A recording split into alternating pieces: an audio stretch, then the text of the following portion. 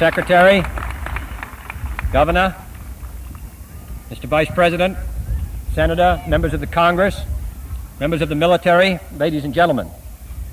For more than 3 years, I've spoken about the new frontier. This is not a partisan term, and it's not the exclusive property of Republicans or Democrats. It refers instead to this nation's place in history, to the fact that we do stand on the edge of a great new era, filled with both crisis and opportunity, an era to be characterized by achievement and by challenge. It is an era which calls for action and for the best efforts of all those who would test the unknown and the uncertain in every phase of human endeavor. It is a time for pathfinders and pioneers. I have come to Texas today to salute an outstanding group of pioneers, the men who manned the Brooks Air Force Base School of Aerospace Medicine and the Aerospace Medical Center. It is fitting that San Antonio should be the site of this center and this school as we gather to dedicate this complex of buildings. For this city has long been the home of the pioneers in the air. It was here that Sidney Brooks, whose memory we honor today, was born and raised. It was here that Charles Lindbergh and Claire Chennault and a host of others who in World War I and World War II in Korea and even today have helped demonstrate American mastery of the skies, trained at Kelly Field and Randolph Field, which form a major part of aviation history. And in the new frontier of outer space, while headlines may be made by others in other places, history is being made every day by the men and women of the Aerospace Medical Center, without whom there could be no history. Many Americans make the mistake of assuming that space research has no values here on Earth. Nothing could be further from the truth. Just as the wartime development of radar gave us the transistor and all that it made possible, so research in space medicine holds the promise of substantial benefit to those of us who are earthbound.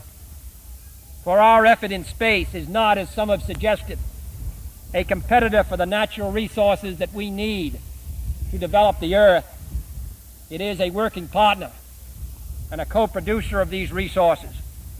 And nothing makes this clearer than the fact that medicine in space is going to make our lives healthier and happier here on Earth. I give you 3 examples.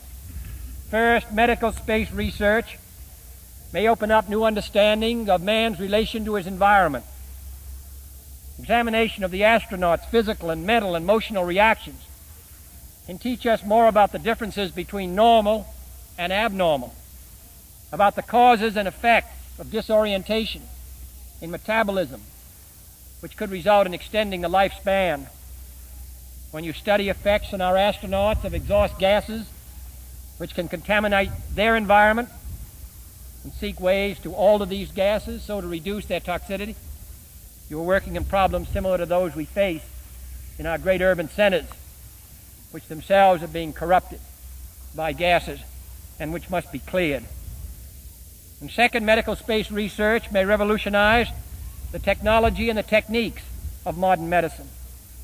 Whatever new devices are created, for example, to monitor our astronauts, to measure their heart activity, their breathing, their brain waves, their eye motion at great distances and under difficult conditions, will also represent a major advance in general medical instrumentation. Heart patients may even be able to wear a light monitor, which will sound a warning if their activity exceeds certain limits. An instrument recently developed to record automatically the impact of acceleration upon an astronaut's eyes will also be of help to small children who are suffering miserably from eye defects but are unable to describe their impairment. And also by the use of instruments similar to those used in Project Mercury, this nation's private as well as public nursing services are being improved. enabling one nurse now to give more critically ill patients greater attention than they ever could in the past. And third, medical space research may lead to new safeguards against hazards common to many environments. Specifically, our astronauts will need fundamentally new devices to protect them from the ill effects of radiation, which can have a profound influence upon medicine and man's relations to our present environment. Here at this center, we have the laboratories, the talent, the resources to give new impetus to vital research in the life centers. I'm not suggesting that the entire space program is justified alone by what is done in medicine. The space program stands on its own as a contribution to national strength. And last Saturday at Cape Canaveral, I saw our new Saturn C-1 rocket booster, which with its payload, when it rises in December of this year, will be, for the first time, the largest booster in the world, carrying into space the largest payload that any country in the world has ever sent into space. That's what I consider.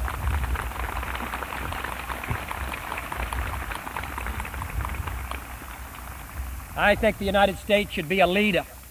A country as rich and powerful as this, which bears so many burdens and responsibilities, which has so many opportunities, should be second to none.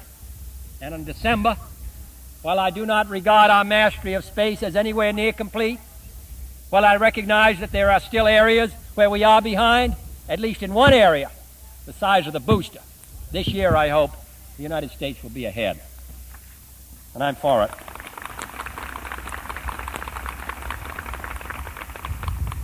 We have a long way to go, many weeks and months and years of long, tedious work lies ahead.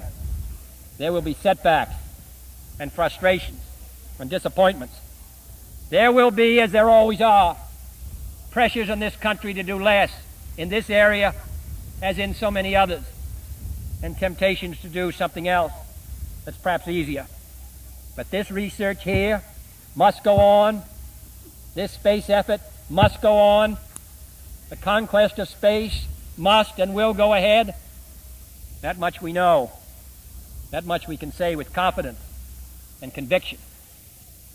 Frank O'Connor, the Irish writer, tells in one of his books how, as a boy, he and his friends would make their way across the countryside. And when they came to an orchard wall that seemed too high and too doubtful to try and too difficult to permit their voyage to continue, they took off their hats and tossed them over the wall. And then they had no choice but to follow them. This nation has tossed its cap over the wall of space, and we have no choice but to follow it. Whatever the difficulties, they will be overcome. Whatever the hazards, they must be guarded against. With the vital help of this Aerospace Medical Center, with the help of all those who labor in the space endeavor, with the help and support of all Americans, we will climb this wall with safety and with speed, and we shall then explore the wonders on the other side.